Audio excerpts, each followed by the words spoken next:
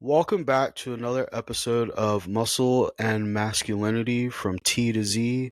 I'm your co-host Scott. I've got Jody today, and today's guest is no other than Joe Sullivan.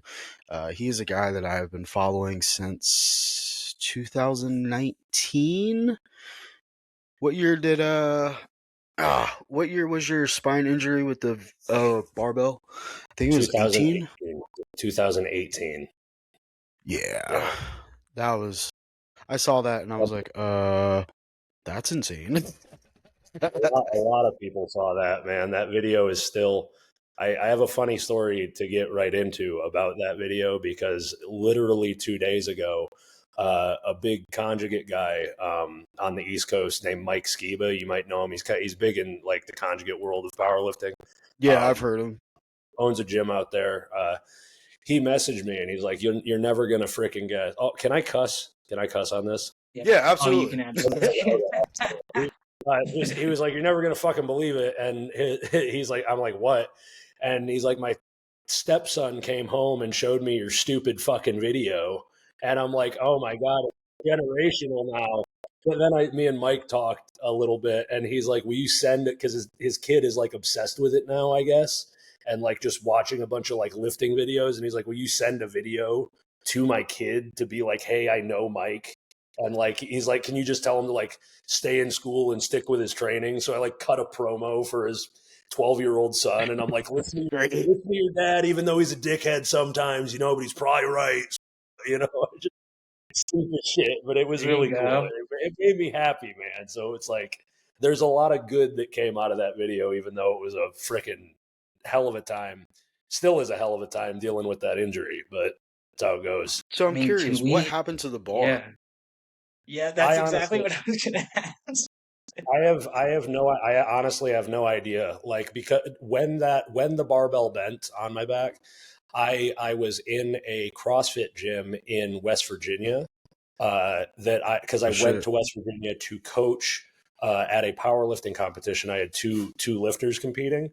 They got their weigh-ins done. They both went back to their hotel rooms and like were taking a nap or eating or whatever it was. Like they were just relaxing. And I was like, okay, I'm going to use this time to go get my training session in, because at that point I was in prep for the next U.S. Open, because I had just my last competition was the 2017 U.S. Open, where me and Yuri Belkin went back and forth. And I was like, I'm going to go get my training session in. I got to do it real quick. I got to fit some stuff in. I got some rep squats to do, whatever. And I go there, do it, blah, blah, blah. Gym manager says, yeah, use this bar, you'll be fine. I used the bar. I obviously was not fine. And then when it happened, I didn't realize, because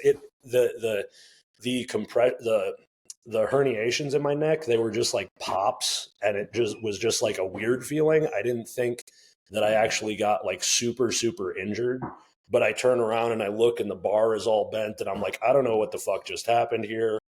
I was like, I was in like, I don't want to say shock, because it's not like my arm got cut off, but I was like, I'm good. Like, I'm cool. All right, I'm going to get the fuck out of here. See ya, like, and I just told him what was up. And I'm like, I don't know what you guys want to do, but like, you said this bar would be cool and it wasn't. And like, I'm good, but I don't want to deal with that. So like, sorry, but also you're going to have to handle that. Bye, And I just, I have no idea what happened, but, since then it was a whole thing, because like the gym manager was like, yeah, we talked about it, and like, I'm sorry, like I didn't know, blah blah blah. And then the owner eventually came around and was like, no, he used the wrong bar, we told him to use a different bar. And I'm like, that's not what happened. And your manager, I have a message that says that. And I never like pursued anything with it, but I was like, this dude is obviously like got some issues here. And I'm like, I'm good. You can stay in West Virginia. I'm over here. I'm all right. So how much were you going for on that squat? What was the weight on the bar when that happened? That was 675 pounds, and I was working out. I was supposed to hit 705 for a triple that day, so that was like my last warm up.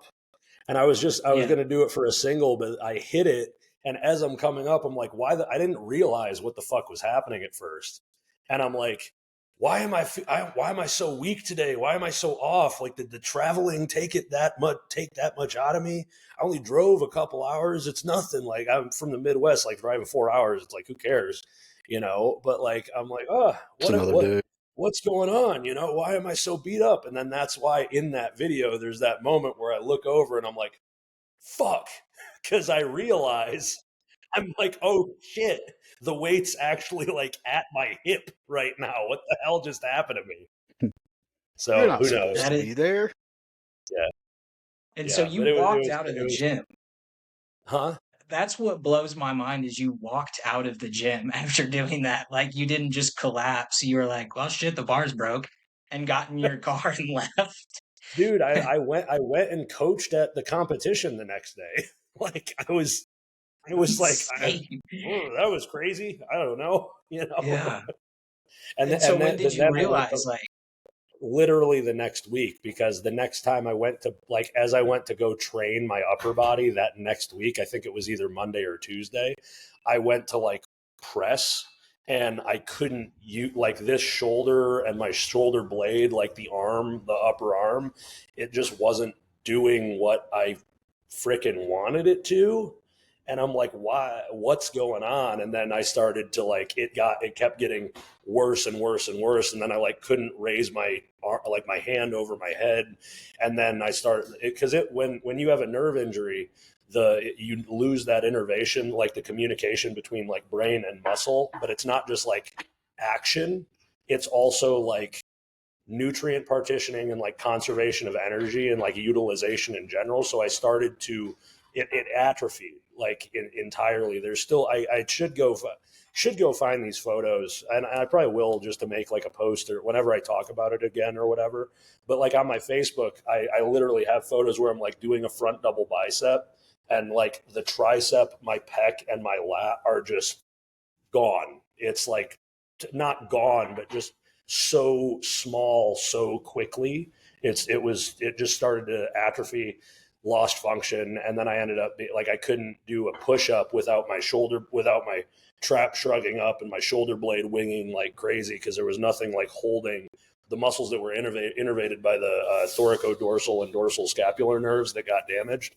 That's what like part of the low trap and rhomboid and like some of the subscap. That's what like keeps your shoulder blade in and like on gliding on your rib cage. So they just shut off. So whenever I would do anything, it would just go like up that way. So it was crazy.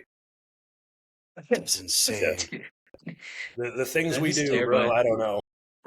Yeah. I mean, shit. Yeah. So you just thought it was like at what point were you like, fuck, this has to be from the squat and the bar, and I need to go to the doctor? When it just kept getting worse, and then I went to like my buddy who was a chiropractor and like LMTs, and just was talking to a bunch of different people, and I'm like, what the fuck happened to me? And then like you start doing the like little backtracking like a month or two later, where it's like, what started this? And it's like, oh, it's that. And then you start doing like some of the actual cervical spine testing, and it's like, oh, you not only like herniated, but like fucking destroyed 2 discs in there. And then you think about it, because if you look at the barbell, it didn't bend like a Duffalo bar or a Buffalo bar or a bow. It's not like a rainbow. It bent to like a pyramid. It was like a point. And when I kind of punched my way out of it in that video, that single point was like on my neck trap, like one spot for a second. And that little second and rotational pressure was enough to just go cook and fucking blow those things. So it's crazy. Could you say that was a near death? Like with where it was sitting, could you have moved one way and that shit could have just killed you right there or paralyzed you? I mean, yeah. Like, I mean, I don't want to like sensationalize it or whatever, where it's like, I almost died, but it's also Yeah. like realistic. I think one of the biggest, I actually recorded a podcast and talked about like moving through retirement and development as an athlete. And one big thing that like I've realized over the past year of not competing in powerlifting is like, it's not even the process or the doing the hard stuff or like the being strong.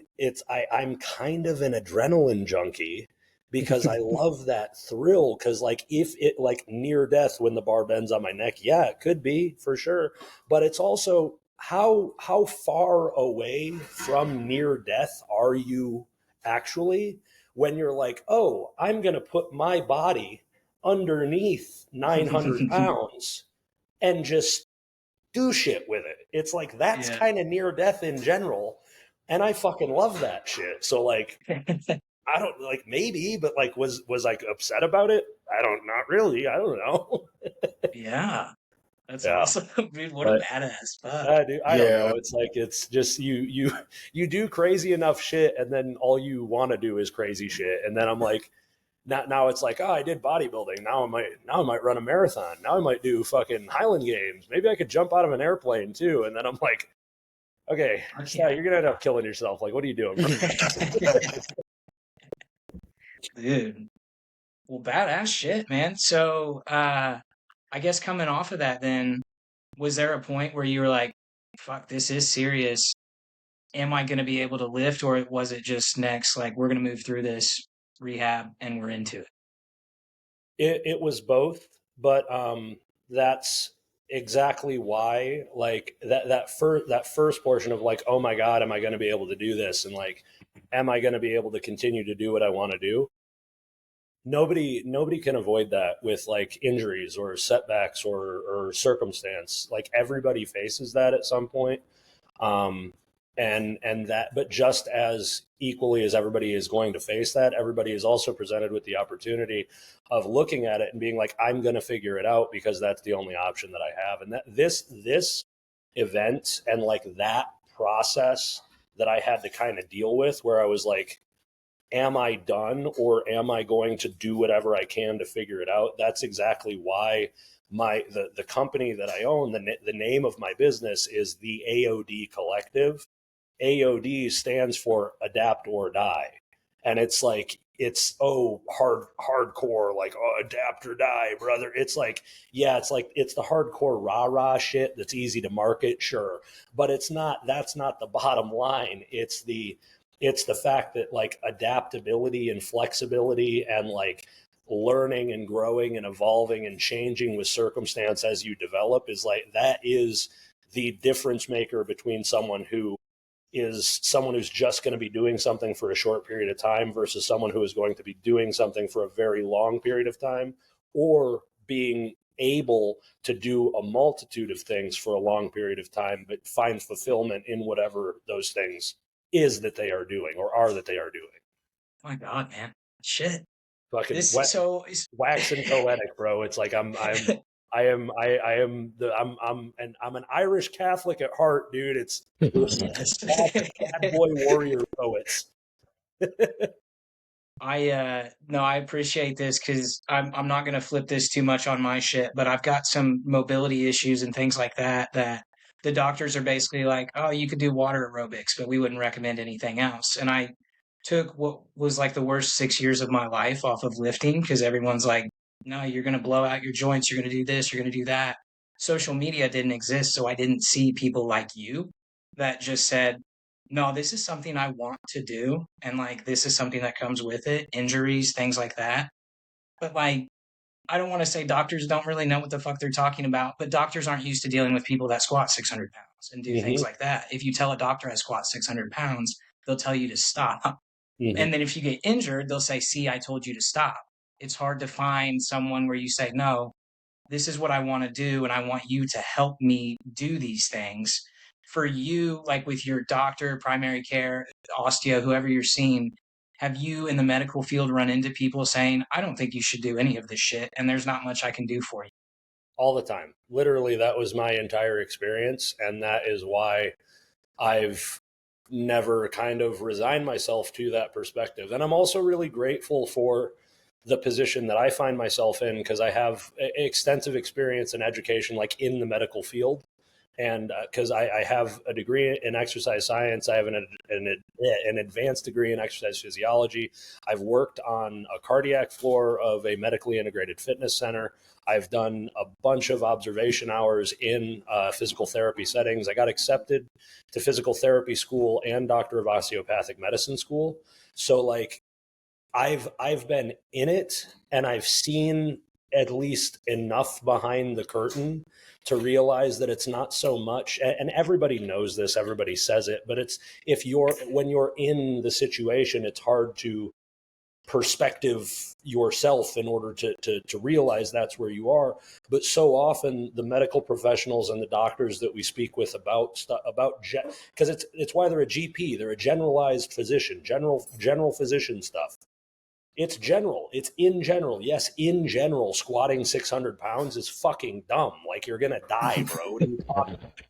But it's the same thing we mentioned at the beginning. It's specific adaptations of imposed demands. If that's where you find yourself and that is what your normal is, there's a lot to be done to not only like continue to operate in that position to have a lot of longevity, but also to come back from whatever it is that you face. And how often have you heard of someone herniating their disc or herniating a disc because they were lifting weights? It happens. It absolutely happens. Just probably everybody on this podcast, and Johnny sitting eating her post-workout meal, and my goddamn dog jumping off the fucking couch. Like, it happens to everybody. But how often have you also heard of fucking your Uncle Billy Bob or fucking Grandma Betty or whatever herniating her fucking disc because she bent over to pick up fucking groceries?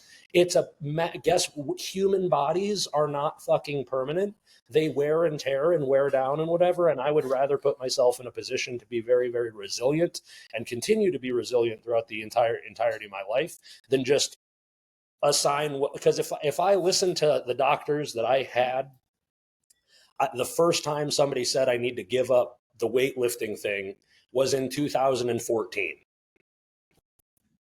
All right, I just built my whole goddamn life around it. I have 2 businesses that exist because of it. I met my fucking wife because of it, and I'm on this podcast talking to you guys because of it. But like, I should fucking quit. Oh shit. Yeah. Dude, yeah.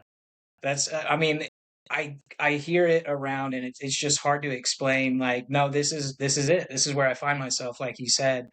Help me safely do it. Let's monitor labs. But a lot of them don't have, they just err on the side of you're going to get injured, because predominantly people that have musculoskeletal issues can't weight lift, and we don't know what this can support. And so sometimes I feel like I'm in no man's land, where it's like, the wrist fusion that I have, and I'm holding 225 pounds above my chest, and the doctor doesn't think that it'll be a problem, but we don't know. And when I step out into that no man's land, there's like a little bit, every once in a while I'll feel it, like, shit, I could end it all right here. Both of you, do you guys have like that fleeting thought of, shit, this could be it, and then you just do the movement? Do you think it ever goes away after an injury, or if you even haven't been injured? I at least for me, I can't speak for Scott, but I'm sure you'd say the same thing. Like, it never goes away. Up to the last all-time world record that I hit, I would see in my mind's eye my quad tendons exploding as I descend, and I would just imagine the worst possible case scenario, because that is a potential reality that occur. But again, it's reframing. It's looking at things through a different lens, because yes, that might be the worst case scenario that could happen. But just as likely, because I rely on my training, my preparation, my nutrition, all the things that I've done right, I make that lesser of a likelihood. And just as likely as that worst case, what if the best case happens and I do it anyway? There's one quote that stuck with me for like the entirety of my powerlifting career, and even now, is like, there is no such thing as bravery without fear. People that say like, you can't, don't be scared, they've never done anything worthwhile. I can verifiably tell you, whenever I have broken an all-time world record, I've been terrified. whenever I've done anything in my life that like evoke that where people look and they're like, oh, Joe, that was so cool of you to have done. Cause I like one thing that happened recently, and I haven't talked about it really publicly. But she's being so annoying right now. I'm sorry. We have a, and she just the cutest thing, but she just is like goes out, comes back in, goes out, and she's like, I just wanted to see what was out here. Exactly. But like I work for Power Slap and some of the UFC now, and like I do that stuff. But we were in New Orleans for one of the events, and there was an incident where a cop got ran over by a drunk driver, and he got like super fucked up. And me and one of the other guys who work, while everybody was like standing and like holy fuck, like his and my first reaction, we ran to it, and we literally like provided first aid to this guy before other people got there. And it's another one of those instances where I came out of that and people were like, dude, that was fucking terrifying. What happened? Like, oh my God, how'd you do that? Like, I just froze, like, oh my God. And I'm like, I was fucking scared out of my goddamn mind. Like, Yeah. anybody who does anything that is in a high stress situation, it's fucking terrifying. And just if somebody says like, I wasn't scared at all, it's like, I don't believe a goddamn word of it. You just did it anyway. That's the beauty of existence, man. Like, we're all presented with opportunities, and it's like, are you gonna go do the thing? Are you gonna go do the thing anyway? It's like, do it scared. You can still do it. Like, oh, I'm terrified. Cool. Everybody is. Go do it. Go do it. Yeah. Yeah. No, pretty much. But I am like when I squat, honestly, because I'm terrified. I tore my ACL and my MCL back in high school. So every time that I get under a bar to squat, I'm always like, well, is this gonna be it? So, but I do it anyway. To what Joe is saying, like I do it anyway. I do it terrified, and I still sometimes come out on top. So, yeah, it's just putting yourself in the best opportunity to minimize the chance of that failure or those fears becoming realized, because like, it's perception is everything, man. Like, if we expect if we should prepare for the worst case scenario, but we shouldn't expect the worst case scenario. It's that there's like, cliches are cliches for a reason. And everybody's like, oh, it's like, everybody says that. And it's like, everybody says it because it's fucking true, bro. Like, listen, what did our parents say? Like, make sure you go outside, touch some grass, eat your veggies, get some sun, go to bed at a reasonable hour. Scott, don't listen. But like, all those things. And then people hit 30 years old. They're like, oh man, maybe I shouldn't eat that much spicy food, or maybe I shouldn't eat too late because I got to get my sleep. And it's like, oh, all that shit's actually fucking real, bro. Yeah. I've noticed that too, is like all this shit that people never stop saying. It's like especially with things like Ozempic and shit now that exist, and you tell people like, hey, look, if you're just eating enough protein, you can lose weight, because you'd be surprised how hard it is to get 180 grams of protein a day if you're not eating a bunch of bullshit. And people are like, I can't do it. I got to eat 6 shakes a day, and they're starting at 0. And it's like, dude, I know you don't want to hear me say manage protein, manage your sleep, all these other things, because there's so much noise around it and shit like that, and trying to get people to focus in on getting back to the basics and all these things that you should do. And yeah, that's exactly where I'm at now in my 30s, doing all the shit that I should have done in my 20s. Mobility drills and things like that. That was going to be another thing that I was going to ask you, because I just started doing mobility work. I started powerlifting when I was 14, and we didn't even warm up. I went to the gym with my dad, and he just put me on the bench, and we just started pressing and shit. And now my shoulders are fucked. My hips are tight, my ankle, and I'm doing all these mobility drills now. When did you start bringing in, like building the foundation before you build the house? I can squat 800 pounds, but like I can't touch my toes type shit. Did anything like that happen as you were working through? So a couple of different things. Because I'll say I'm blessed and thankful for like 2 aspects of my upbringing that kind of put me in a better position to be successful, to like do more of that stuff from the rip, rather than like waiting until I had to. And I still wasn't as proactive as I wish I was looking back, but I was a wrestler before I was a power lifter. So I was always also a gymnast. I did gymnastics. My mom's side of the family uh, are very, very, very accomplished like gymnastics people. They're very, very good at what, like my little cousin. It's basically like me and then my two girl cousins who are like the little fucking athletes, just doing like crazy shit. Where it's like we just like working out. It's just what we do, because like my cousin Hallie and my cousin Lexi both graduated with their masters, and they were both like Hallie was a collegiate diver, and then went to like masters worlds, and is like very, very good at diving. And Lexi is like just I wrote her a workout plan the other day, and she's like talking about doing a 10K and stuff, and it's just like we're the ones that started doing that. But I started off as a wrestler, so I was and as a gymnast, so I was like relatively mobile and like pliable and able to move around, even though I had like 2 or 3 years where I became like really morbidly obese as a kid, because I went from like food scarcity to non-food scarcity and just didn't know how to. I love food, and I just slammed food for really, really easy for a long Yeah. time. But that is one thing that I'm super grateful for, because I kind of carried a lot of that. I still like grappling movements and like doing single legs and like knee, like it's the same style of movement as like knees over toes guy. It's just like I've never really got away from that. I like being able to move in that way, so I've always tried to stay at least somewhat mobile and like pliable. And then also one that so few people talk about what these guys did in like the middle of like the 2010s.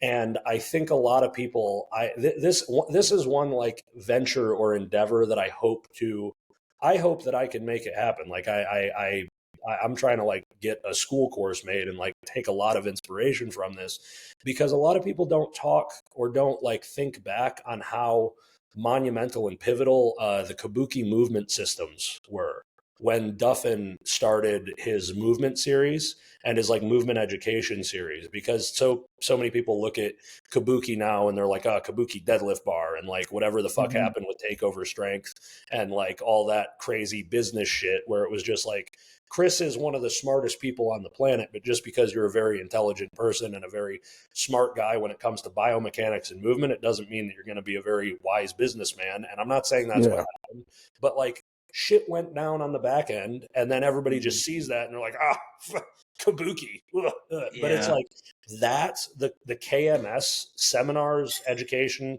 and like the certifications that I got through them. Those are really, because that took a lot of DNS principles, which is like developing like neuromotor from like a youth standpoint into adulthood, and applied those like fundamental foundational aspects of human movement to powerlifting and athletic development. And just the fact that I was able to go to one of their first seminars in 2015, I think, that really like that was that was like the tipping point between where I was, because I graduated college in 2014, and that was right when I went from being like, okay, I'm going to work in the hospital forever, to no, I'm going to reject this set path that I kind of imagined for myself. So I'm going to pivot to being an intellectual meathead. And that's really like something that kind of started those dominoes falling. And I credit a lot of my client success to that, because like you guys see how much I put, like one of the biggest things I post about on social media is kind of like reframing perspective when it comes to warm-ups or training where it's like, let's not just focus on like, hey, what's the best thing to stimulate this muscle? It's like, how can I use this movement to better prepare myself for the thing that matters? And I don't care about progression. I care about neural patterning and neuromotor control and awareness from a skill-based perspective. Because like Jody, you're saying like you're like you have a wrist fusion, so you probably lack mobility here. You probably lack rotation through the radius and ulna. So guess what? You probably have to double down on mobility and active control during that mobility in your shoulder joint. Because if a mobile joint becomes stable and becomes locked up, it will seek mobility from a distal joint in relation to it. And like that just means, all right, we got to think a little outside the box where like, what can you do to put this in a position that is going to be more functional to compensate for the lack of function here, you know? And it's like, that's how I look at training. And that's why I want to continue to be able to continue to do something in this space until I'm fucking 90 years old. Like my grandfather passed at 94 years old. And up until 6 months before he died, he was, cause he had like a health just went downhill in the last 6 months. But up until that point, he was walking 9 holes of golf every Sunday and going to exercise class 3 days a week. And it's like sharp as a fucking tack. And I'm just like, you realize after you break the world records and you do the shit, you hit your 30s and you're like, my parents are getting old. And then it's like, oh fuck, I'm getting old. Oh, Yeah. Wait a minute. Like I just made a reel about fucking shaving my head because this hairline. And I'm like, wait a minute. What's going on, guys? And then you start thinking like, all right, what's this shit going to feel like when I'm 40 and 50 and 60? And it's like, oh, this shit's important, isn't it? It is. Yeah. I was back home in Vermont during Thanksgiving because that's where I'm from, and me, my uncle, my aunt, and my grandma, we were all playing cards, and like I saw my uncle for the first time older, and I was like, you're old, motherfucker, don't get old on me. Like, oh god. Because he's in his early 40s, but he acts like he's in his 20s, and it's just like I saw the wrinkles in his eyes because he's getting those crow's foot just like Grandpa's getting, and I'm just like, wow, you're getting old. So, oh shit, I'm old. It's like, Dude, damn. imagine what we look like to Gen Z. Like Gen Z looking at us right now, like we look like we're in our 60s to them. Bro, Like they don't know any different. Look, I got too many. This is where it's like I got too many eyes on me on social media because I got like I'm an influencer or whatever because I got kids in their teen years and like early 20s where they're calling me Unk now, and I'm like, guys, please come on. Yeah. I'm still cool. Like I don't know. Like what the fuck? 6'7". I don't know. 6'7". I know the joke. I don't know what 6'7" means. Nobody does. Oh my god, that's how. Yeah, that's it too, man. Oh, that's insane. I appreciate that.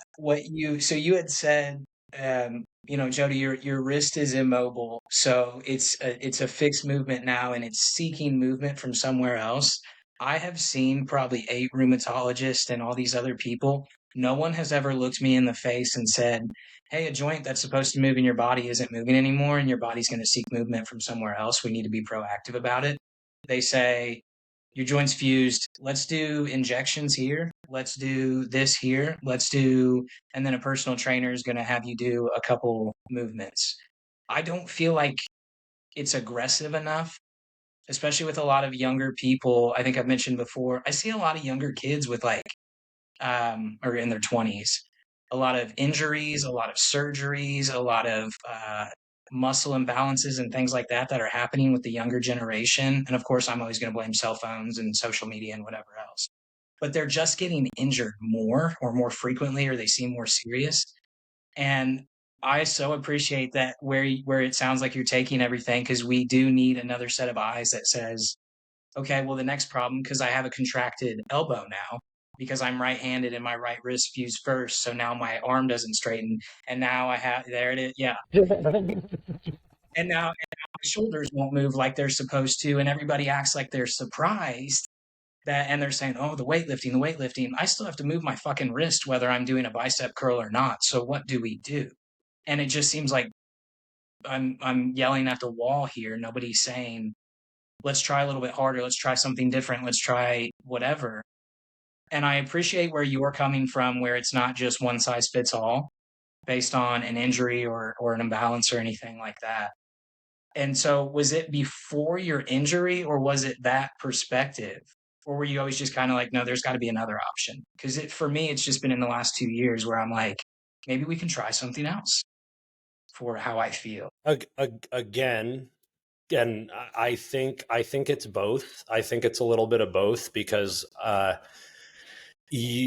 life, I don't know. It's like I think in fucking quips because I'm a goddamn influencer or whatever the fuck I am. But it's like I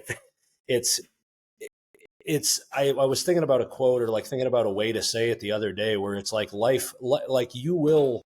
your life is you're either going to have to figure it out, or life is going to force you to figure it out. And it's a lot easier if you act in a proactive manner and like go forward thinking rather than like reactive thinking.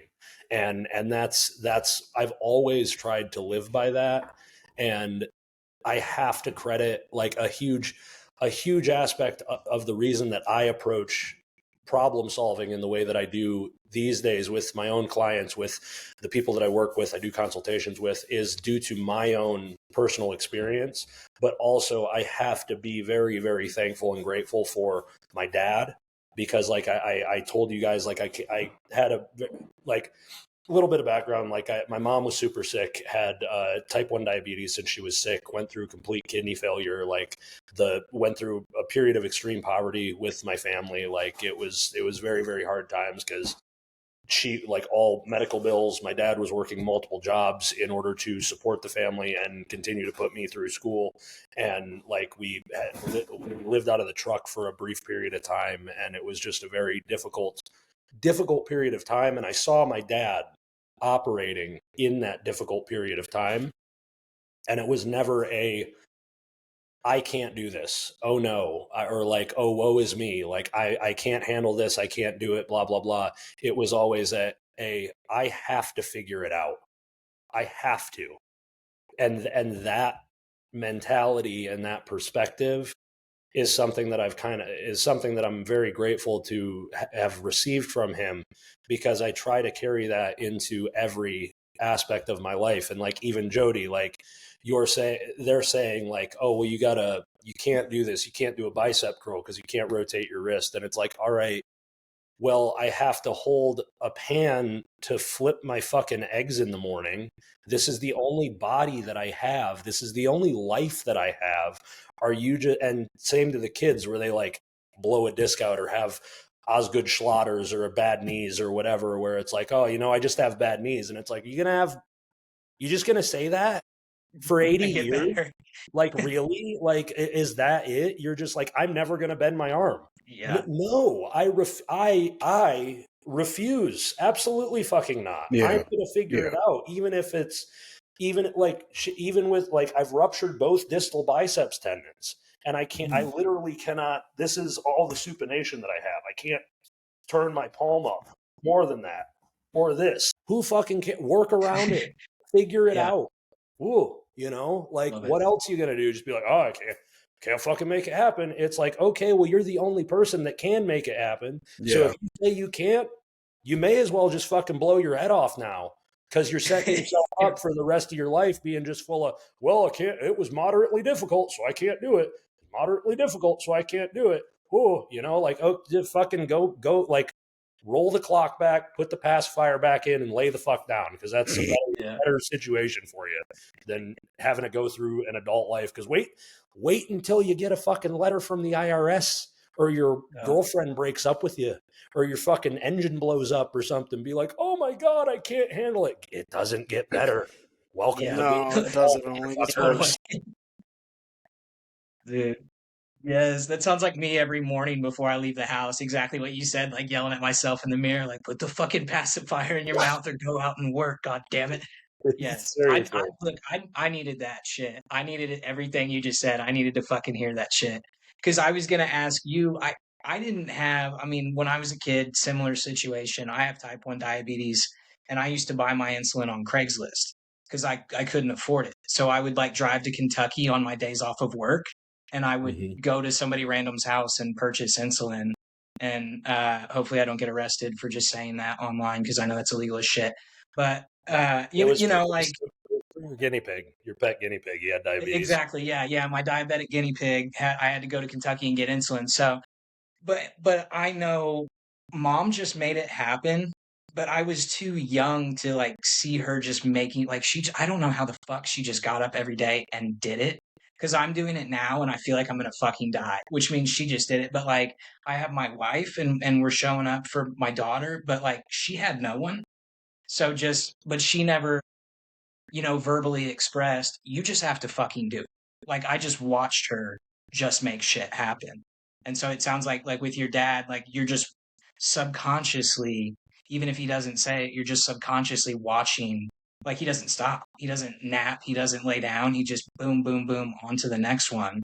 Or were you like having conversations where he was saying, look, son, one day you're gonna have to grow up and you're gonna have to do this shit too? Or was it just nah, dad's a dude. He's making it fucking happen regardless.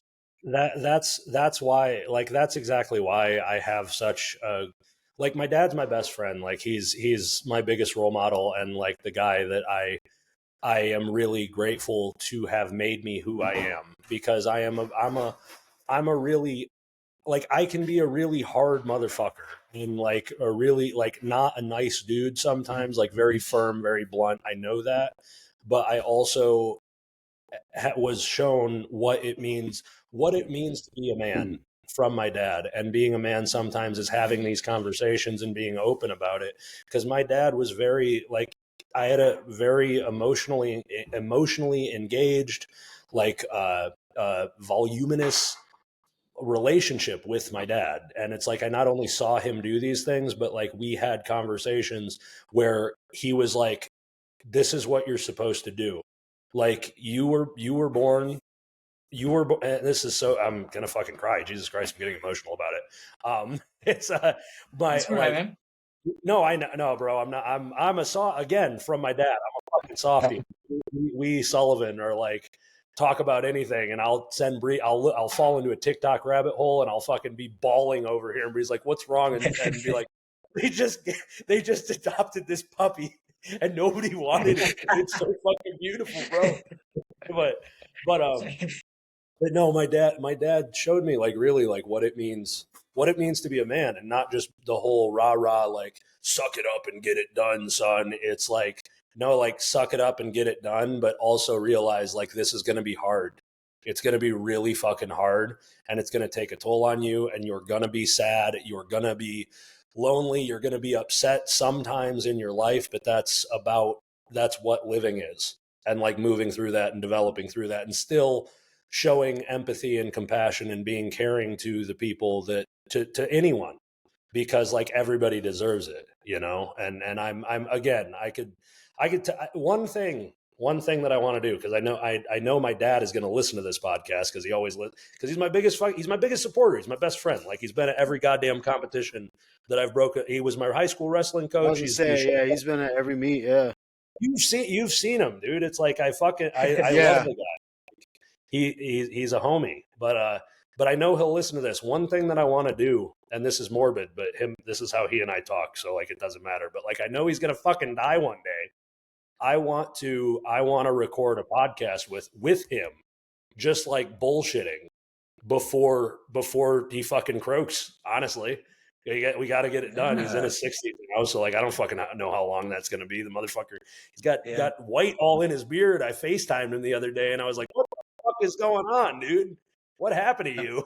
Isn't that crazy? Like my dad's getting like a little bit smaller and some white in his mustache, and I'm like, oh god, Yeah, oh fuck, he's man, like starting to, you're a grandpa, you're old. I know, it's like he's starting to talk like my grandpa did, like my papa did, and I'm like, what the fuck, dude, man, I ain't ready for this shit. This is crazy, bro. So you just mentioned, I mean, you're not afraid to tear up, because that was going to be my next, is with carrying all this shit and getting it done every day, waking up, you're the man, this is the responsibility. Did you ever think that maybe you crossed over? Was there ever a time where you're like, shit, this is the toxic masculinity where and it's, I mean, you had mentioned like still showing empathy and everything to everyone around you. Did you, where's, I guess, where's the line of I'm learning how to be a man. This is what a man is versus you're a fucking asshole. Like you're tough, you're great, you're getting things done, but like you're also a dick. Like this is the toxic masculinity. Where do you find the riff in? I feel like it's the same. It's the same with anything, and like the pursuit of excellence in anything, where it's like the ideal outcome or like the ideal expression of masculinity, and it's like who even knows what that is. It's all depending on like perspective or interpretation or situational context. So like I don't fucking know, but in general, like being the guy, it there is some aspect of like showing up and sucking it up and getting it done and supporting your people, because like I'm like Brie and I we're not the, it's not like she's not like the fucking the trad wife shit that goes on these days where it's like I just want to make the home and it's like no, like we're both super independent people, but like there is an aspect of like I feel as though there is an obligation for me to be like the masculine figure, provide the safety, support, comfort, allow her to embrace like her side of being like feminine and whatever, because I don't want her to be stressed about things that I have on my plate. But at the same time, like my dad showed me that's the perspective, that's the approach, and there's like a lot of honor in that, but there's just as much honor, and this is what like my kind of interpretation of true masculinity in that context is being able to verbalize like, hey, I'm doing this, hey, I'm here for you, hey, this is how we support one another, this is how we show care and show kindness and like love one another. But I am just as emotional. I'm feeling just as many things. I have just as much pressure. I am processing these things in the way that I need to be okay with myself. And it's like that's why I'm such a vocal proponent of like going to therapy, because I still go to therapy once a week, like every Monday, and it's like a lot of the times, and because this obviously this is just how I talk to people, but it's like I'm going into Monday and I'm like I don't want to fucking talk to this bitch. I'm like, God damn it. It's like, I'm going to get on the fucking phone with Taylor again because her name's Taylor. And I'll be like, I'm going to fucking talk to her and be like, fuck it. Oh, I'm stressed out about this fucking thing. Da, da, da. I'm stressed out about that fucking this, blah, blah, blah. And she's like, well, you could like think about it this way. And it's like, not exactly like that. And I'm like, fuck, shit, I know. Fuck. And I'm like, God damn it. And then you realize I'm just, but it's helpful because it's very easy to like, let the tendrils of like feeling and emotion and experience get twisted up with like reaction and like involuntary like struggle, where it's like you don't have to just because you're the pillar of support, just because like your endeavor to be masculine is that like being the guy, just because you do want to and are the man doesn't mean that you have to be alone in that experience. That's the thing. There's so much to support if you really take a second to like identify what that support is for you, what you need from that support, and then just act on it on a day by day basis. That's awesome, man. Holy shit. It's like Well, like philosophy, dude, bro. I knew when I started I think the video that made me start following you first, I wanted to say this was it was something about, I see people posting saying that they're hashtagging powerlifting or that they're powerlifters or something like that. And somebody else was saying, well, when was your last competition? You're not really a powerlifter if you haven't competed in XYZ, you haven't done this. And you were like, shut the fuck up. Like if you say that you're competing for a powerlifting meet, if you're practicing prepping for a powerlifting meet, if you're doing powerlifting exercises, then you're fucking powerlifting, whatever. And that was kind of the first, like, I guess, nudge that I saw from like a cisgender white dude in the fitness industry that's like, nah, dude, who gives a shit? Like it's not taking anything from you Yeah. for somebody else to say that they're a power lifter, even if they've never competed. And I was like, I like this guy. And I had started following you. And then of course you never post any like bullshit. You just, I mean, you've always stood on business without being a dick and being like, nah, this is essentially for everyone.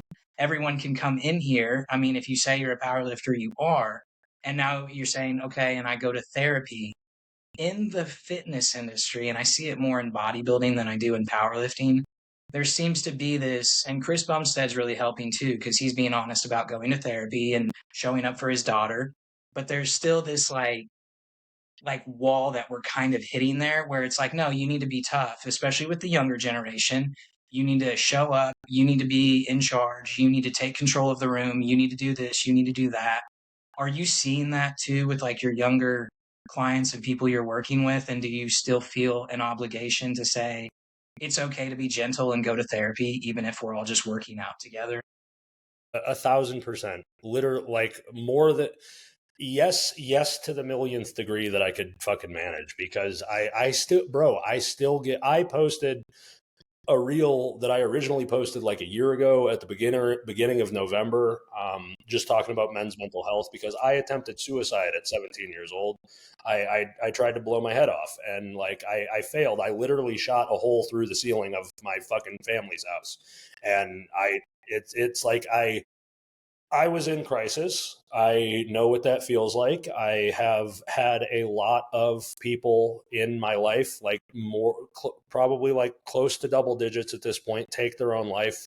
The best man in my I was married previously for a short period of time, and the best man in my previous wedding, 2 weeks after the wedding, he fucking blew his head off with a shotgun. And it's like I know a lot of people who have either been like directly made that decision, or someone in their life has been affected by suicide. And to think that there's still a stigma about talking about it or going and seeking help, or that ideology of like, oh, you need to be a man, so you need to be tough. How tough is it to be vulnerable? It's really tough to be vulnerable. I'll tell you, it was very tough when I was going through like a lot of stuff in the powerlifting space happened like a couple of years ago, where it was like, it was rough for me and rough for my family because I stood up for something, and then such and such happened due to it. I had to look at Brianni and say, hey, I need to go get help, or else I feel myself having those ideations and those thoughts. And it's like, I need to go get help. Do you think that felt good for me to look and be like, hey, I'm so fucked right now, I need help? That's the toughest thing to do sometimes. Mhm. That's what being a man is. Like, if being a man, that's the difference between like actual masculine, in my opinion, that's the actual difference between actual masculinity and the fucking pseudo toxic bullshit where it's like, no, just suck it up. Like, therapy's for pussies. And it's like, no, killing yourself is for pussies. Fucking Yeah. figure it out. Not wrong. It goes back to the fucking and I'm not saying if anybody committed suicide they're a fucking pussy. Nobody fucking quote that and be like, cancel Joe. It's or fucking try. Everybody's tried to cancel me before. I don't fucking care. But you get what I mean. It's like standing up and stepping up and owning your feelings and processing them. That is the hard path. That's the difficult path. And it's the thing that a lot of people can't imagine doing. So it leaves the only option available to them is to take the fucking escape route. And I've seen what happens to people and to families when their people fucking take that escape route. I've almost done it to my own family. If I can speak on it and say that, hey, that's not the only way forward, and just get some perspective into somebody else, I would do that any day of the week. And I wish more people would, because I'll still, like, when I posted that thing, I still get comments where it's like, oh, this is performative, or like, oh, anybody talking about this mental health shit, like they just need to figure it out. And it's like, part of figuring it out is fucking talking about it, bro.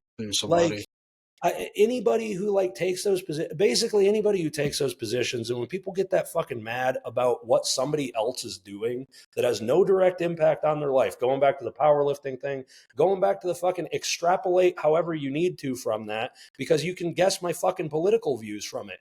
It doesn't affect me. I don't give a fuck. Go do the thing. Cool. Great. What the fuck? Like, the fucking queers kissing one another? How dare they? What, do you want to make out with them? Go fucking give them a smooch then. Go tell them that you like the Yeah. fucking pink skirt that they're in, you fucking weirdo. Like, Jesus Christ. Like, it's not a big deal. Who cares? Yeah. Ugh. Piss me off. It's so refreshing. It's dumb. Bro, that's the thing with it, though. It's literally, when you break it down by like logic and reason, and you literally just talk about it, it's like, why are you upset? Why are you upset? I literally don't know why you're upset. Well, it's not right. Why? Please explain to me why. Well, I don't agree with it. And it's like, okay, look, gotta be crass. Have you ever sucked a dick? No? You don't even know if you like it. That's like me saying, I don't like fucking diet soda. Have you ever had one? No, it's fucking gay. And it's like, what? Dude, shut up. Just chill out. Like, just fucking relax. I'm okay. I'm done. No, because that's how it feels, is like, as a man, the worst thing you can be is gay. Like, that's how it feels. Like, it feels like it'd be easier for me to tell somebody I've murdered 7 people than I'm gay. That's how it's received. I don't think I've ever said this on a podcast. I've told it to my friends, but I'll say it here because it's funny. It's just because I don't give a shit. I don't give a fuck. Like, enough people make fun of me on the internet already. People like cisgendered, heteronormative white dude. I'm bald. I have tattoos. I have a beard half the time. I look like a fucking white supremacist. I don't know. Guys, my first kiss was with a boy. Oh, look at this. At a boys' Christian retreat. Oh, hell yes. And I hang on a second. Let me grab some Kleenexes over here. Yeah, right.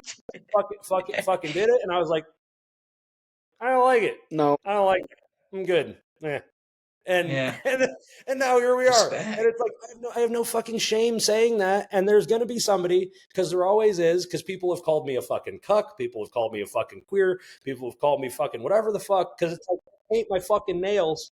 Hopefully you didn't spill that on your fucking laptop, dude. No, I didn't. It just got all over me. So it's okay. Scott's pants are wet now. You're talking about his boy kiss at the Christian college, at the Christian school shit. But that's it's like I still get shit just because, like, I have no issue talking, because I'm so secure in who I am, and that's what the basis of all of this is. Whenever anybody turns around, there's like, I don't like it, and it's like, that's because you're insecure about where you are. In college wrestling and high school wrestling, I would paint my nails because people would look at me and be like, that guy's a fag, he's a queer, meh, meh, meh. And then I'd go out and I'd kick their fucking ass because it made me giggle. Ugh. Yes. It's just exhausting. I was going to say, has anybody ever said shit? Nobody's ever said shit to your face, right? No, like, come up to you and said, fuck you? Dude, I still have people in powerlifting that, like, at PLU Nationals last year, I fucking met a bunch of people, and then, like, one of their boys in their group made up some more bullshit about me. And then, like, I had multiple people message me like, next competition I see you, I'm going to kick your ass. And I'm like, I'll be here. Oh my God. See ya. Come say, hey. We are fucking adults, man. You cut on my line and tell me you're going to beat me up or some shit. It's so funny, bro. It's like, you guys, it's so... And that just it goes back to the fucking societal stuff, the social media world stuff, because it's like, again, I feel like such a fucking old head, and I feel like unk when I say this shit, but I'm like, fuck, maybe I am. I don't know. But you think about the old quote where it's like, Tyson said it, too many people have gotten comfortable saying shit without getting punched in the mouth. And it's like, Exactly. too many people, yes, have gotten too comfortable saying that. And I'm not saying I'm not going to hit anybody, but I am saying nobody's going to say that shit to my face because nobody ever has. And it's like, it's very entertaining for me with having like such a big social media presence and like being who I am. But I'll have someone like come up and be like, hey, can I get a photo with you? Like, I love what you're doing, bro. Like, stuff is so cool. And then they like tag me in a story. And then I see their IG and I'm like, they look familiar. And then I scroll up in the messages and it's some bullshit. Or like, I'm like, oh, that dude called me a fucking retard or something. Or like, what? And I'm like, holy shit. oh, And then you ran up and got a pic with me. yeah. And it's just like, you guys are crazy. It's just a weird time that we find ourselves in, dude. I mean, and especially with you, do you identify as an influencer or do you say, because I don't really know where we draw the line of, I consider you an influencer, but I hate using that word to describe you because like what a shit word. So, but I mean, but that's the thing. It's like we say influencer, and both you and I, and probably Scott, like all of us, we have like that negative connotation to it because we think influencer, and then we think like shill and guy who's like just make like on social media to use social media. But like there's a reason I have the Elite FTS motto because I worked there for multiple years, live, learn, pass on. Like, that's not an influence thing. That's a leadership thing. And if in the year 2025, if an avenue for leadership is to be an influencer, then absolutely I'm a proud influencer. I'll be that. I don't give a shit. It's the same thing as like you could call me fucking Josephine and I'm like, cool, you want to do that? It's great. I'll put a wig on. I'll look pretty, Yeah. motherfucker. I'll look cute. I don't Yeah. know. It's the same. It's the same thing. It's like whatever label. I don't give a fuck about what the label is. I give a fuck about the impact and the service. Because it's like I went to Jesuit college and like the order of the Jesuits, their entire motto is go forth and set the world on fire through your actions and through your words.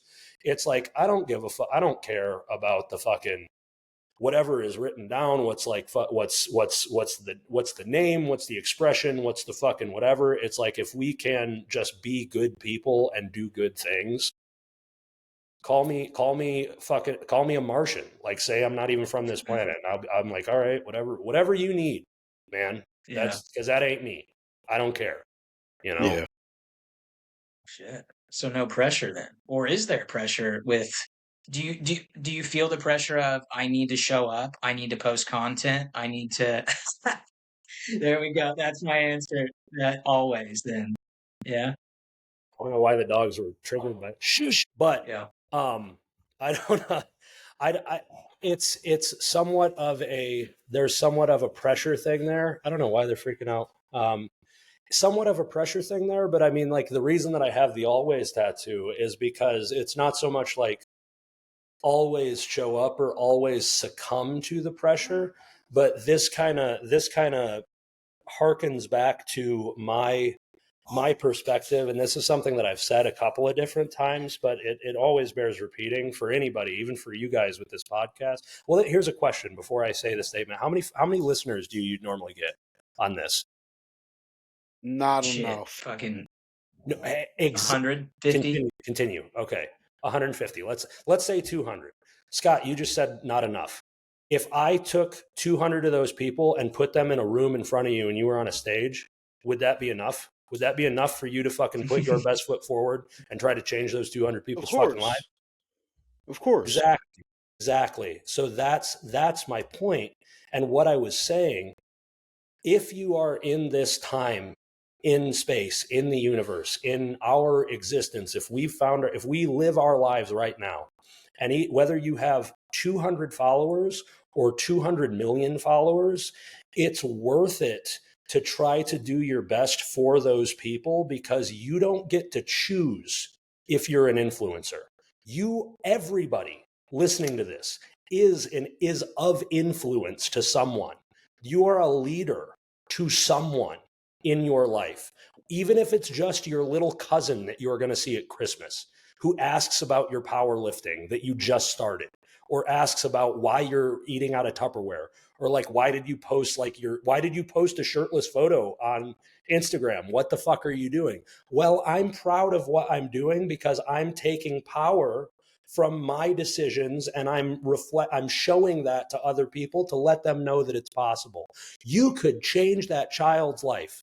You could make a post, and I could make a post and have 300,000 comments, and people are like, oh my God, this is so amazing, blah, blah, blah, blah, blah. Cool. That's net positive. That's amazing. That is passing on and giving back and leaving something in this impermanent fucking world.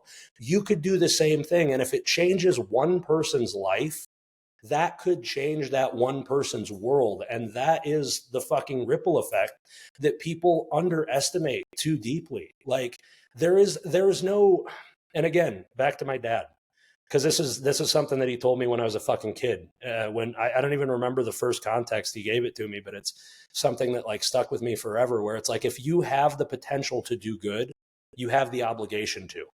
It's not a choice at that point.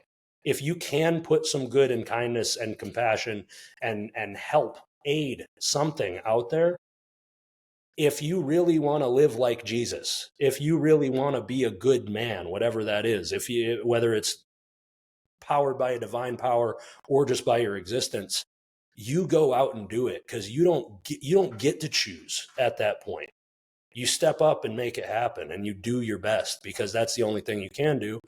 And that's what changes the world. That's what being an influencer is. Like, I'm an influencer. You're an influencer. You're an influencer. Anybody listening to this, you can be. It's just like choosing what type of influence you're giving to the people that surround you.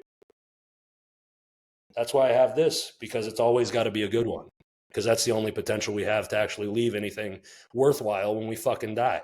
I'm going to die in 200 years after I die. Nobody's going to give a shit about who Joe Sullivan is. But yeah, I might be able to help inspire some kindness, compassion, morality, thoughtful creation, inspiration, change, whatever, into the generation that I leave behind me. And then that generation can do the same thing for theirs, and so on and so on. And that's how you live forever. That's the only way. I don't know what happens when I die, but I know that there's still going to be people on this planet when I can die.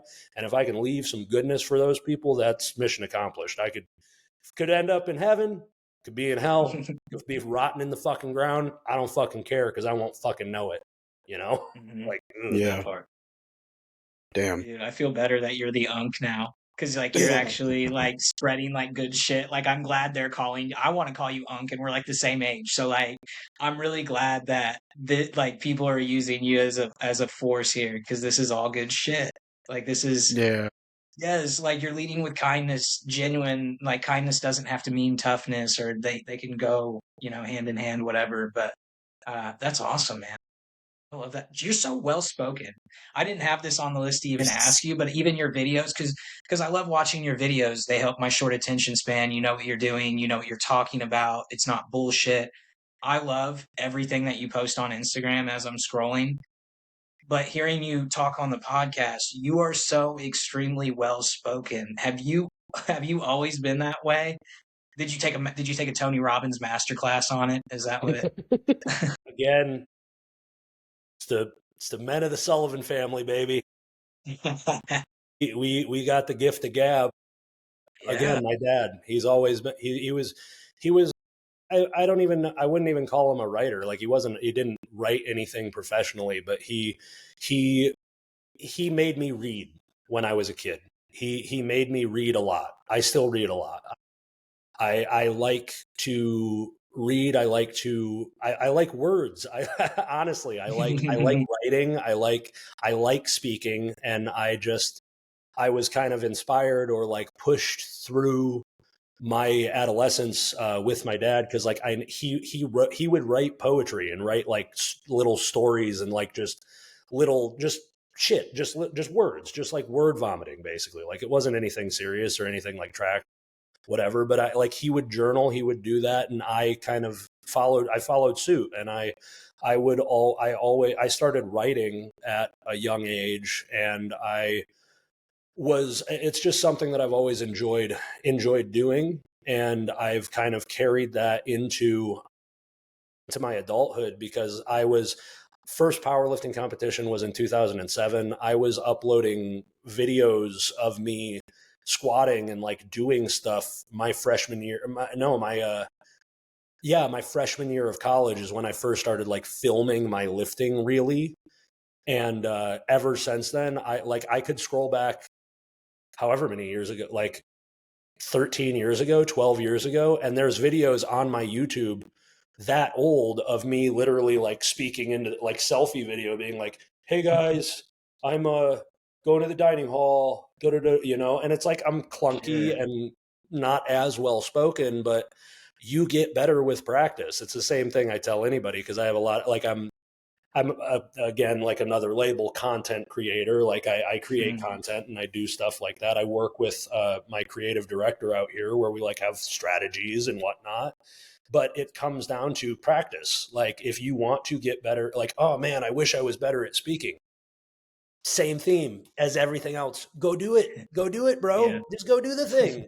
The only way to get better is to do the thing. It's I've just, and you don't have to wonder how far the apple falls from the tree, because my dad retired from his public works job. He worked in a wastewater treatment plant for like the last part of his career. So he was like the guy making clean drinking water out of poo-poo water. So he retired, very intensive job. Also, PSA, sidebar, PSA to everybody on here: those flushable wet wipes, those dude wipes, like Don't use them. don't fucking use them. They're not supposed to be flushed. Everybody, you can flush them, they're biodegradable. No, they're fucking not. They end up as a giant fucking shitwad mass that someone somewhere, that being in Genesee County in Michigan was my dad, had to fucking reach in and pull that shit plug out of the pipe. It's a fucking lie. It's marketing. Nobody used the dude wipes. You're ruining the environment. Stop it. It's time to start a class action lawsuit right now. The three of us. I'm telling you, millionaires. I'm telling you. But holy shit, man. But what was? But you don't have to guess why I have, or how.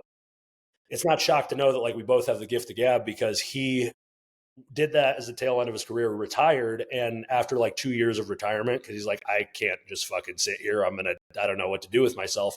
He ran for mayor, and he's the mayor of the small town that he lives in. Oh my God. It's Ed Sullivan, the mayor, the literally hometown hero, like public works, like just the everyman. And he's like, this is bullshit. We need to change something. And then he ran and he won. And now he's just That's old awesome. guy running the little town, but he's giving speeches. He still does the thing. He'll send me a speech on Instagram and be like, can you proofread this? Make sure that I'm getting my point across. And I'm like, yep, solid, bro. And he's doing it. So, yeah. Dude, that's incredible. Yeah. Oh my God. But that's why I credit so much of who I am to my dad, and why I'm really proud to be a Sullivan and be his kid, because it's like there's no wonder seeing him do the things that he's done, and like still do the things that he does even in his 60s, because it's the same philosophy. Like if nobody, like if not anybody else, why not me? Like nobody else is going to do it. Fine. It's an obligation. It's like, it's got to get done. May as well be me, Oh yeah. Because I literally talked to Bree the other day, and I'm like, I'm probably fucking too stupid not to do it eventually, but I'll probably try to run for office at some point, because like the way the state of the fucking world these days, like this shit's all fucking broken. And it's like, everybody's like, what are we going to do? What are we going to do? Are we just going to fucking deal with it? And it's like, the what are we doing is literally doing something about it, but nobody's going to fucking do anything about it, because everybody just sitting there saying, what are we going to do about it? Go do something about it. Fuck. Literally. What are we doing? Yes. Like, fuck. That's the fucking platform. It's literally just me fucking yelling into a goddamn microphone, being like, use your fucking brains, guys. Come on. Dude, you got my vote. Holy shit. Something, bro. I don't. Yeah, you got mine. I love this. Yeah. You know This is that social experiment they do where it's like they have a bunch of people show up at a door and the door's not locked and it says to enter the room at 9 a.m. and the first person's just standing there, but nobody tries to open the door. So at 9:10, everyone's standing outside of the door and then the person comes out and says, "Why didn't you guys come in?" mm-hmm, And everybody's pointing to the guy in front of them saying, "Well, he didn't go in, so I just didn't think we were supposed to." And they say, "Well, you had an email that said to enter the room at 9 a.m., but because you saw a guy standing here, you didn't even talk to him or ask. You mm-hmm. just assumed we can't go in the door. We're not supposed to go in the room. You guys didn't even communicate, and now there's 15 assholes standing outside the door." And they did it with like a doctor's office where they play a noise and somebody stands up, and then everybody else that comes into the doctor's office, when they hear the noise, they stand up because some other person did it, and they don't know why they're doing it. It's just like, okay, I'll just fall in line here. And it sounds like, because I do it and then I try to act like I don't. But then, like, somebody like you, Joe, will come on the podcast and I'm like, no, this is the guy here. This is the guy that, like, if he stands up, I'm fucking standing up too, type shit. And so for me, I 100% am like, yes, yes, this is exactly where I need to be at. Do you feel you're out, like, on your own and you're like, fuck it, I'm going no matter what? Or other than your dad, do you have someone that you're kind of following, clinging to, kind of trying to stay in their orbit so you can kind of stay grounded? That is 1000% Brianna. I've called Bree my lighthouse. Again, warrior, poet, fucking creative weirdo over here. I've always been different. Like I know I'm neurodivergent. I was initially diagnosed with Asperger's when I was like a kid, and then they were like, no, you don't. It's not that. It's just like super bad ADHD. And then it's just like, okay, I was medicated for having ADHD for a long time, and just was like always full of energy and like always didn't know what to do with it. And I know I'm like I don't know what it is. I know I'm just I think differently than a lot of people, and it's been not a struggle, but it's like it's just different, and I've had to figure out how to control it and focus it and like use it in a productive manner rather than a destructive way. Because like I mentioned, I was previously married. I owned a gym in Columbus, Ohio. I've done a lot of different.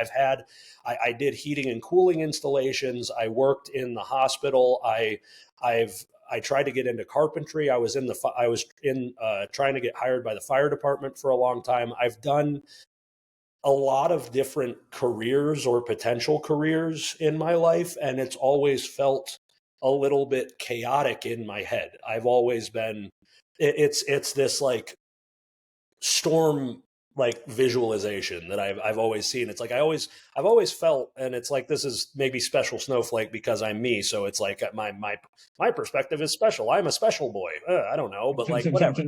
But I've always looked at myself and been like, there's fucking power here. Like there's energy and like lightning and like something that can be put into something. And that's why I like threw so much of myself into the pursuit of like powerlifting. And it's like that was that the ADHD, like hyperfixation can be a fucking superpower if you do it in a productive and like fruitful manner.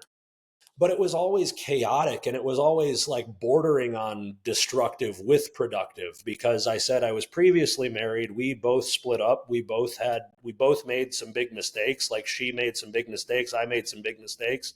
And it just was like two kids being fucking dumb and not good for one another. I owned a gym and I put trust in someone I shouldn't have put trust in. And then like I made some mistakes at getting out of it because rather than doing it professionally, I was the guy where it's like the people were just waiting outside the door, and rather than standing up and being like, "Oh, I'm just going to open the door," I was like, "You guys are fucking stupid. What the fuck? The fuck is this?" Like, blah, blah, blah, you know, and it's like that's even previous, like up to recent years. Like it's a lot of it's big voluminous, like of great magnitude energy and potential energy and whatnot. But I've always felt so much more grounded ever since I first started talking to Brianni, because she just has some innate ability to cut through it and help me focus and help me be in the present moment and not get caught up in all the potentials or whatever. And it's a funny story with that is I was a couple of years ago during some of the very stressful periods of like somewhat recent years. I was literally in the midst of like a panic attack, and I wasn't hyperventilating, but my heart rate was incredibly high, and I was like freaking the fuck out. And I'm like, what the fuck is going on? Oh my God, like I'm gonna fucking die, you know? And I was telling Bree, like, I'm tangibly freaking out. I need to bring myself down. I need to like start focusing on my breathing, like doing the coping mechanisms that we learned, a fucking presence, and then just fucking regulate. But I'm there and I'm telling her, I'm like, fuck, I can't do it. I can't fucking bring myself. Fuck, shit. I can't do it. And she literally like looks at me and she's like, hey, calm down. And it's so ridiculous because that's so stupid. But it's a funny story because she said it and it made me laugh. And in laughing, I like broke out of it. And I was like, Yeah. that actually worked. But like, you're so dumb, but I love you. Like, that was perfect. And she's like, no, I know. She's like, I know how you work. I got you. And I'm like, all right, whatever, man. Like, So, but the hell? Like, that's exactly why, like, she's my people. She's my person. Like, she's my lady, because it really, like, I'm not one of those guys where it's like, oh, she wouldn't be where she is without me, or I wouldn't be where I am without her. But like, damn, has the mutual support and like reliance on one another and support from one another made it a lot more manageable getting where both of us are, rather than like having to figure it out on our own. So yeah, I call her my lighthouse for a reason. It's like I'm she's not here, but I'm already writing our vows, and like I was like stoned off my ass the other night. I'm like laying in bed, like just typing. She's like, "What are you typing?" I'm like, "Nothing. I'm going to bed. I'm cheating on you." Literally, that's what I was going to say. I'm cheating. Fine. Do you think that you guys, without sounding like cornball, are made for each other, or you're each other's match or whatever? Or do you think it was created through the good conversation communication that you guys can have? Or do you think it's both? Do you think you can take someone and make them like your version of that? It's only, well, I wouldn't say like make them the version of that, but like it's that old school, not another fucking cliche, but again, cliches are cliches for a reason. It's the aspect of like growing together versus growing apart, or not growing at all. And it's like, if you meet someone who you're fortunate enough to come into contact with, who is open-minded, willing to not only communicate and have like deep and open conversations, but also comprehend and understand your perspective, because that's the caveat that so many people don't think about when they say communication is the foundation of every solid relationship. And it's like, yeah, but communication without comprehension, understanding, and empathy is just fucking noise. I could say, Yeah. hey, I need this from you. And then the other person is like, okay, well, I'm not going to do that. It's like, that's not a good foundation. What the fuck are we talking about? Like, but if you find someone who you're fortunate enough to be in contact with, who is of that position, of that experience, of that like emotional wherewithal to realize that like, hey, I'm my own person, but just as much as fear cannot, or like bravery can't exist without fear, my version of reality and my perception is valid. My feelings are valid. My interpretation is valid, but so is yours. And if we want to work together as a couple, we have to be able to integrate both of those things and see all of these things from one another's perspective, and not judge one another for it, not condemn one another for it, but communicate and work together in our shared experience going forward. It's like, I think her and I both, we just kind of got lucky, man. You know, like I'm not like a destiny guy. I'm always like, we kind of like forge our own destiny, and like I'm gonna it universe. You tell me I can't do something. okay, you fucking watch, motherfucker. It's like that's why I'm like, I am a Christian, but I have a conversational friendship with God, because there's been multiple points in my life where like something happened and I was like, you motherfucker, you buckle up, brother, because you're gonna fucking see some shit. There you It's go. you get what I mean. But like, Yeah. Oh yeah. but yeah, like being able to share in those experiences, grow in those experiences, and really just relate to one another on a fundamental basis. That's just what Brie and I ended up having. And like another funny story is, we really like, because we started talking to one another, FaceTiming a bunch during the pandemic, like in 2020, I believe. Yeah, like tail end of 2020. When we were doing that, we just had like such upfront, and like we just said like, hey, here's my trauma. Hey, here's your trauma. This is what I'm doing to regulate it and fix it. This is what you're doing to regulate it and fix it. This is how we kind of relate to one another. This is where we're at. You cool with this? Yeah. You cool with this? Yeah. All right, we're good. That's it. I love it. The first time we hung out as a couple, I took her home to my family Thanksgiving. Holy shit. Because we were FaceTiming, and it was like, I think like beginning of November, and we were just talking, just being like, what are you doing? Like, blah, blah, blah. And I'm like, I'm going to go home for Thanksgiving, just hang out with the family. I haven't seen my parents in a minute, so I'm just going to drive up there.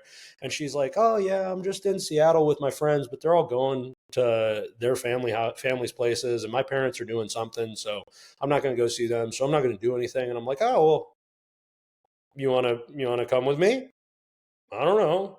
And she's like, come with you to your family Thanksgiving? And I'm like, yeah, I know it sounds crazy. And like, if you say no, I'm kidding. Like, I'm joking. But like, if you say yes, tickets are like $300 and I'll buy it right now. But I don't know.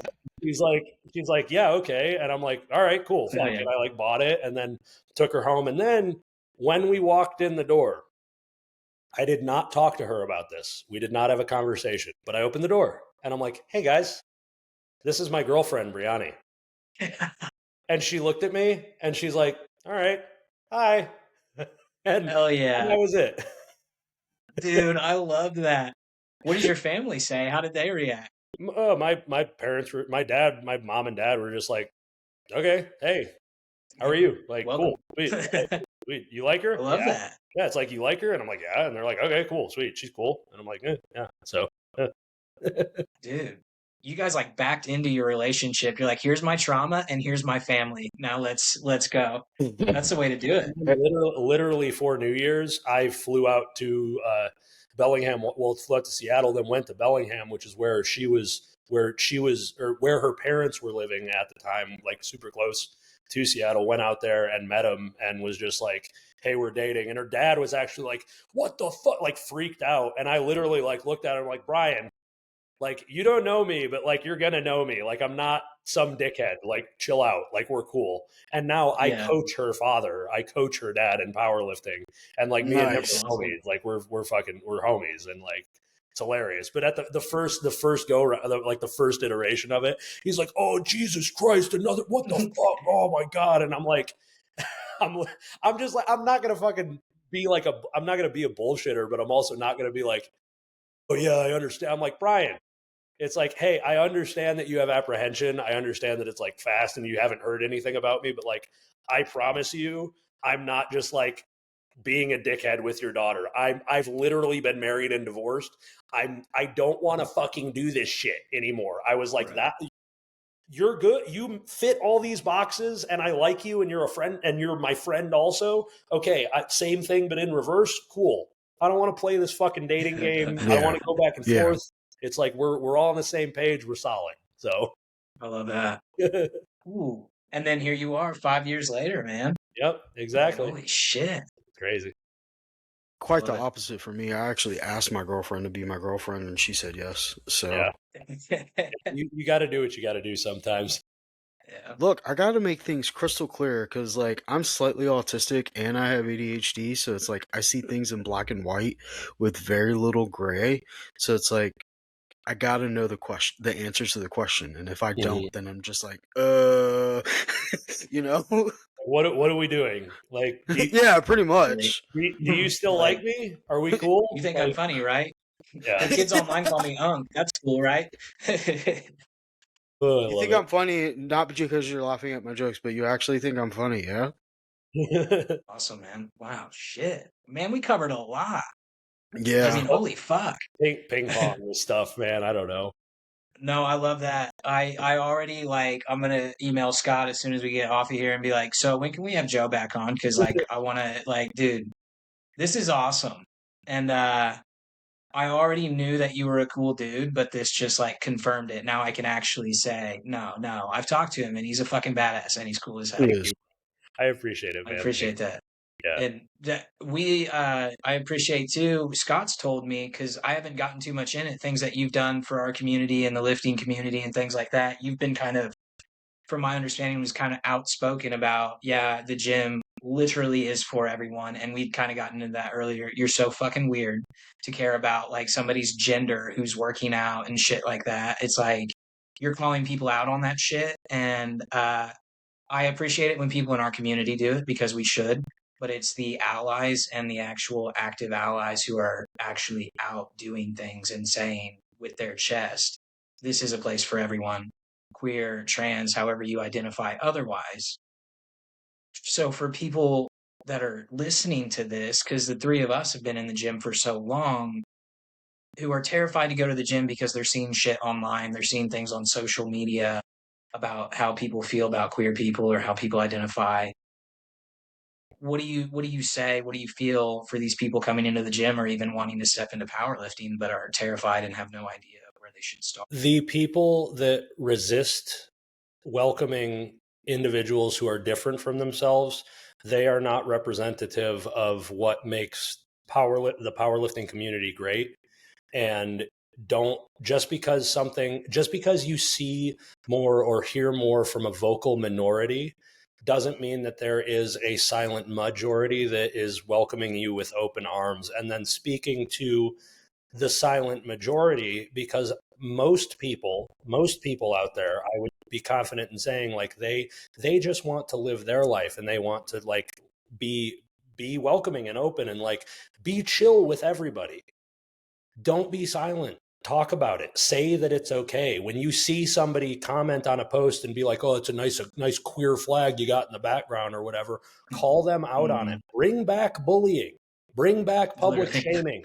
But bully the fucking bullies. When I was severely overweight in high school, I was bullied, and it's like it doesn't feel good. And to be in an adult space and like being an adult who is trans or non-binary or just presenting in whatever way that you present that makes you feel good, to be a victim of like adult bullying or bullying in your adulthood, I know that that doesn't feel good, but simultaneously, that's why anyone who has a shred of empathy that's listening to this or lifting weights or just doing stuff, whatever, as a cisgendered, heteronormative, or just in air quotes, normal guy or girl, just fucking say something. Like, be chill. Just go out. It's literally like it's so easy to be kind. It's so easy to just mind your business. It's so easy to just be good to other people. You don't have to fucking leak and extend and expel your projections, your insecurities, your negative connotations onto other people. And I'm sorry if people who present in whatever way they need to have felt that, but I hope that you can find safety, solace, like solidarity and comfort in some aspect of this space, because there's more than enough to go around. And if there's nobody else that would say it, there are people. Like, keep looking for those people, and even if that means that you only have like a very tight supply or a tight group of people to draw support or power from, then so be it. But find your lighthouses, basically. you know, because they are out there. And it's just, I've just never understood why people have such strong opinions about what other individuals are doing with their lives in any case, you know, and it's just so much easier if we all fucking relax and just let people be people and just try to be fucking good in ways we can. Because it's easy, it's a lot more simple to be good than it is to try to extend bad or extend position onto other people. Yep. Yes, excellent way to put that. Not wrong at all. It's just be chill, guys. Just shut up. Like sometimes, like just because there's another influencer thing, just because the internet has given you a voice doesn't mean you should fucking use it sometimes. Sometimes it's just like, hey, you have an opinion? It's okay. We're good. We don't need it. Stick We it in don't your need back it. pocket. It's okay. Like Yeah. do the thing that we all do when we're arguing with someone through text, like type it out and then just backspace the motherfucker. It'll make you feel just as good. It'll make you feel just as good, and then you don't have to do it. It's so cool. There you go. Learn that in therapy. Ooh, crazy. Yeah. Writing a letter to everybody that pissed me the fuck off, man. I'm writing a fucking letter. Yeah. And to your point earlier, like social media has made it easy for people to not get punched in the face. Mm-hmm. Yeah, it's Which true. we're not condoning violence at all. No, but it's also like not even if it wasn't like a physical punch in the face. Social media has made it a lot easier for people to create self-contained and self-serving confrontation. It's confrontation on their terms. They can say something and then they can wait, think about what the person is going to respond with. They're not going to be scared or intimidated or actually have to think on their feet or form an opinion. They're going to rage bait somebody and just make them feel bad and then sit back and fucking be, they're pissed off. Yeah. But now it's like, even if it's not a physical punch in the face, it's like, I'm well spoken. Please, someone argue with me. Like all you guys, I know somebody's gonna fucking send this to somebody, and it's gonna be listened to by somebody. It's like if you're gonna see me at a meet, and you're gonna fucking tell me how to please do it. I mean, I want to have a conversation. Let me get my mic out first because I would love it. Please. I'm trying to imagine trying to call you out on something and I'd be fucking stuttering and everything else. I wouldn't even be able to. Turn the burners on, and I'm like, I'm gonna fucking give you a point by point case as to where you fucked up. Okay, here we go. Let's go, motherfucker. And and your face is busted. Fuck you. Face is busted. You like you fell from the ugly tree like in a bag Heaven of milk Branch. when you take your fucking shirt off, you piece of shit. Fuck off. Oh, This man said a bag of milk. I look like a bag of That's milk like- sometimes. Nah, it's a core life, or core power protein shake. Reframe. Love that. Yeah. Yeah, see? Exactly. There you go. Said reframe. Yes. Ugh. That's fabulous, Oh, man. Well, shit. Is before we kind of wrap it up, because we've been chatting now for like an hour and a half, and I feel bad because I know you got a million things to do. Where you've got Team AOD, where can people find you? Are you taking clients? Do you take lifestyle clients, powerlifting, anything? Where can people find you? What can they get from you? Everything. So predominantly, I'm on Instagram as the social media. It's Joe Sullivan on anything that you'll find me. Joe Sullivan AOD, because the company name is AOD Collective. The website is theaodcollective.com.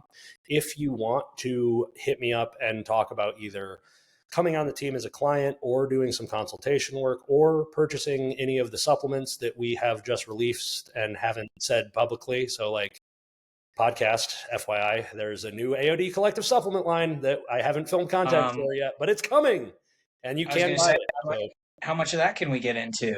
Fuck it, we'll do it. We'll do another one because I got to take a leak, honestly. But yeah, for sure, man. It's just new ventures. It's like we talked about, like leaving positive impacts and like changing the industry. It's like I have been working on this for a while, and we're finally in a position where we have manufacturing and fulfillment and everything is set up. Like you could go to literally like once we're done, go to theaodcollective.com/supplements and you can place an order and you'll get it. But we're doing a couple of novel products, a digestive product, which has acts as a GDA, so like glucose management system, like glucose management, glucose disposal with digestive enzymes, because there's no product on the market that combines those two. So it's both pathways to optimize digestion. We have an EAA product for an intra workout. We have a glutamine product for more digestion, along with like amino acid aspect. A sleep aid with a lipolysis aspect, because we did put DMAE in it. So you will potentially, if you achieve a parasympathetic state via this supplement so you can relax, you will then be able to burn and utilize more fat while you sleep. So like more dual pathway, like innovative stuff, because I like that shit.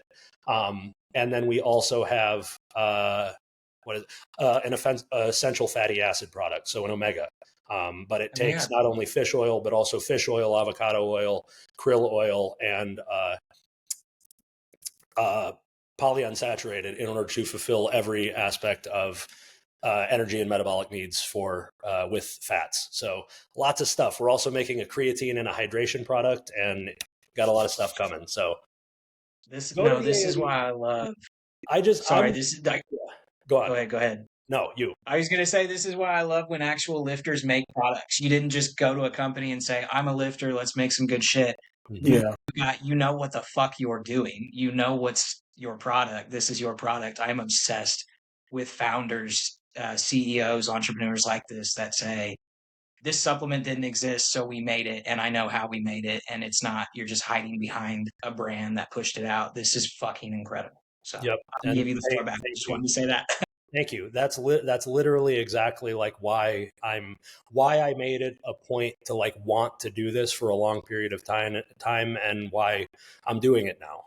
Because it's like there's a lot of opportunity for a meathead who has some basis of like exercise physiology and physiology in general knowledge to be applied and like fill a need in the space. So I'm stoked about it, and we got a lot of.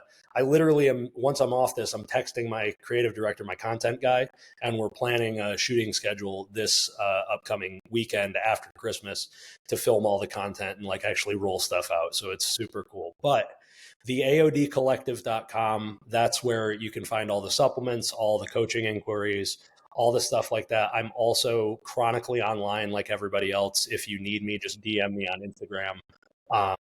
There's a lot of different options for you. I am taking clients on a case-by-case basis. If I'm not a good fit, I can defer you over to Brianni, because her and I work together as like she's technically my co-coach under the AOD Collective. So if it's not a good fit or not particularly appropriate based on like experience level or needs or whatever, we can get you with Brianni. If that's not the case, I always do consultation work. I leave my schedule available to like I want to help where I can. And ideally there will be more opportunities in the future, because I'm trying to build, my goal by Q2 of 2026, I want to have a school platform released, to have actual like coursework and like standalone stuff for people to like learn about how I do things, the way I look at things, the way that Brianni does things, and make it a little bit more accessible for everybody. But taking clients usually on a case-by-case basis.